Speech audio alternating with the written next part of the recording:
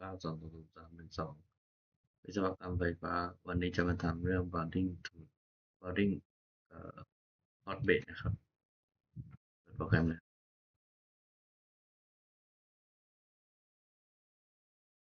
เลือกใช้คำสั่ง hit point line นะครับที่ config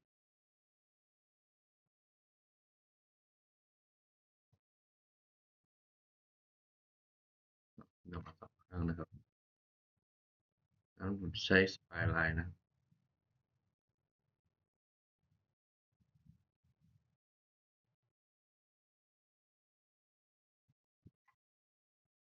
บอกขนาดนะครับ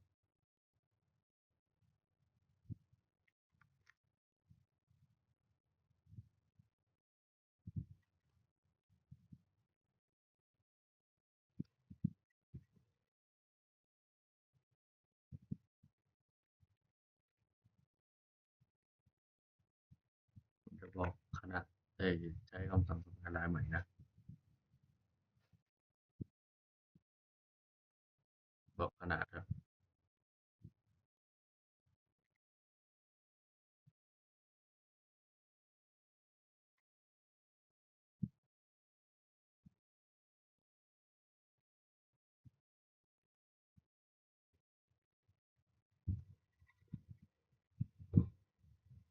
ก็จะได้แบบนี้ขึ้นมา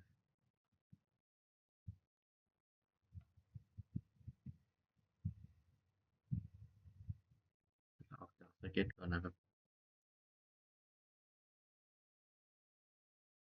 เลือกใช้คำสั่งเป็น2 อันถ้าหาร50นะครับแบบนี้ถูกแล้วเลือกที่เพน1กดสเก็ตเพน1ลากเส้นได้เลยนะ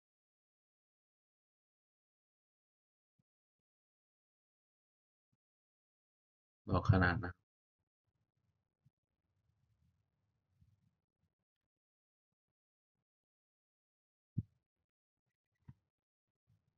ใช้สปายไลน์นะ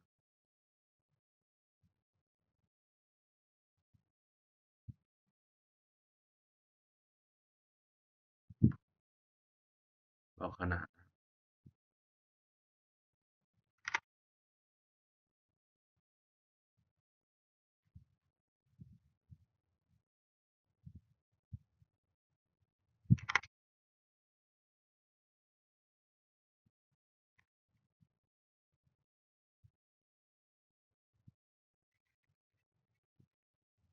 จะได้แบบนี้ครับกดออกจากสเก็ตนะครับเลือกเป็น2นะครับสเก็ตอะ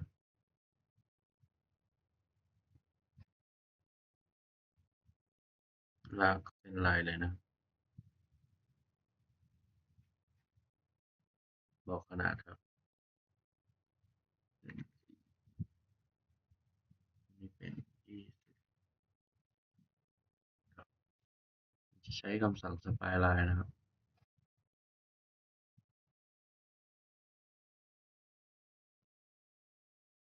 จะได้แบบนี้ขึ้นมา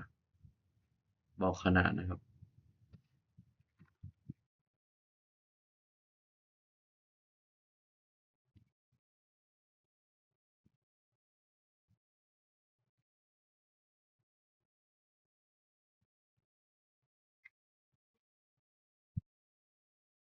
ออกจากสเก็ตนะครับจะได้ในรูปแบบนี้ขึ้นมาเลยลูกตานี่จะเลือกที่ใช้เพนนะครับใช้เป็นสปายไลน์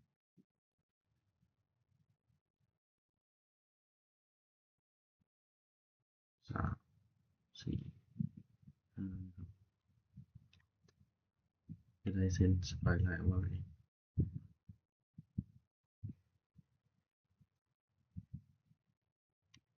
นี่จะกดจุดนี้กดคอนโทรลค้างไว้นะครับ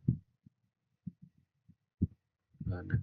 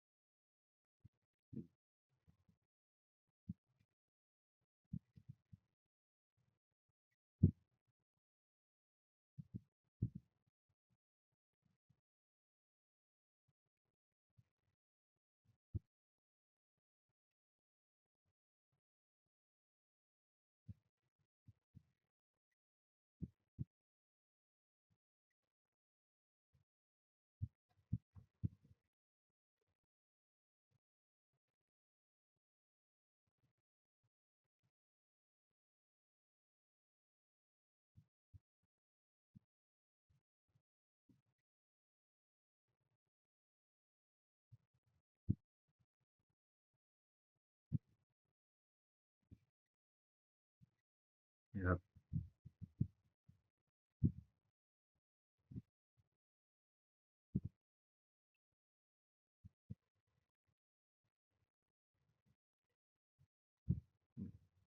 ได้นี่ขึ้นมานะครับนี่มันจะเลือกที่เอ่อตัวนี้นะครับเลือกใช้คำสั่งเป็นตัวนี้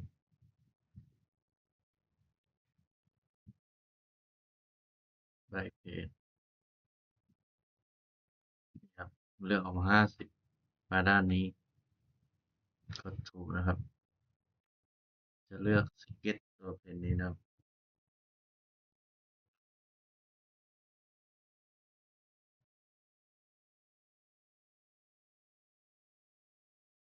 เส้นลายก่อนนะครับลากจากจุดนี้ถึงจุดนี้นี่ใช้เส้นสปายไลน์นะครับหนึ่งสองสามสี่ห้าจะได้แบบนี้ขึ้นมานะครับกดออกจากสเก็ตนะครับ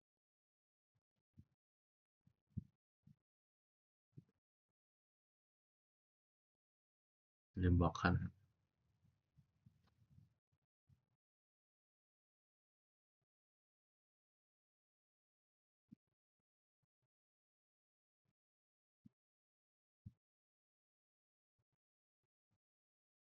นี่ไม่ต้องบอกก็ได้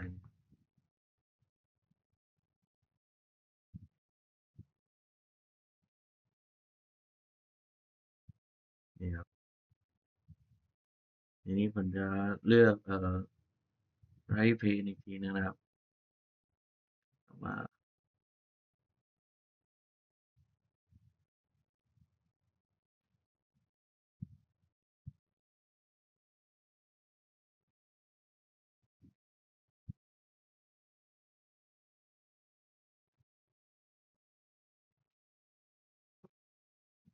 เลือกใหม่นะครับ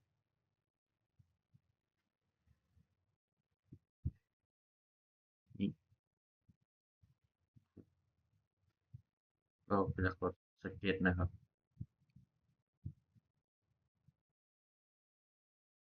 ลากเส้นลายกัน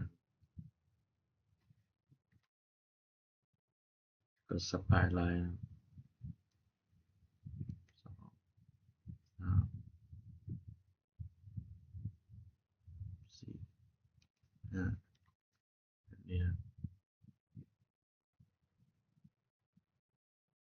ได้เส้นเอาไว้แบบนี้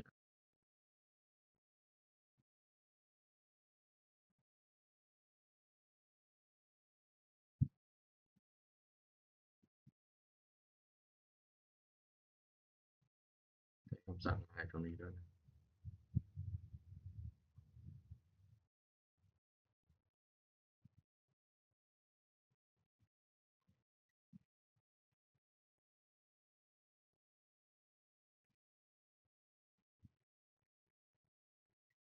นี่ครับ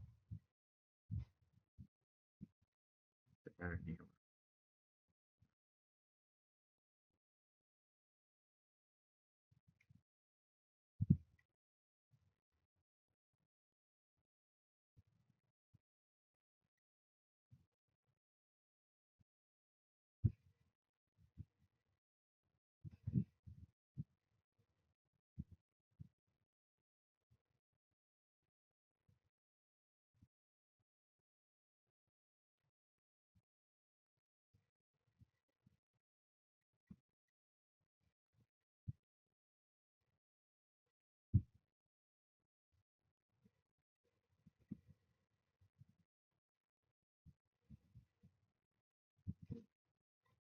ได้แบบนี้นะครับจะได้แบบนี้ขึ้นมานี่มันจะกดเป็นวัดที่นะครับเลือกตัวนี้ตัวนี้แล้วก็ตัวนี้นะครับ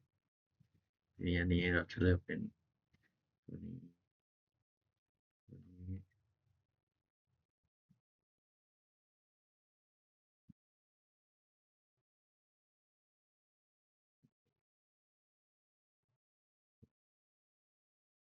เป็นตัวนี้นะครับ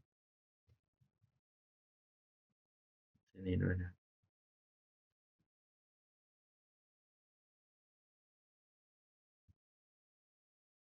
เรากดถูกด้วยนะครับจะได้ในชิ้นงานลักษณะแบบนี้นี่แหละนะครับ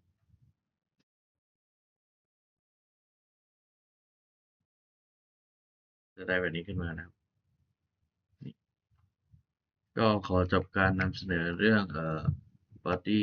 portrait ไว้เพียงเท่านี้ขอบคุณครับ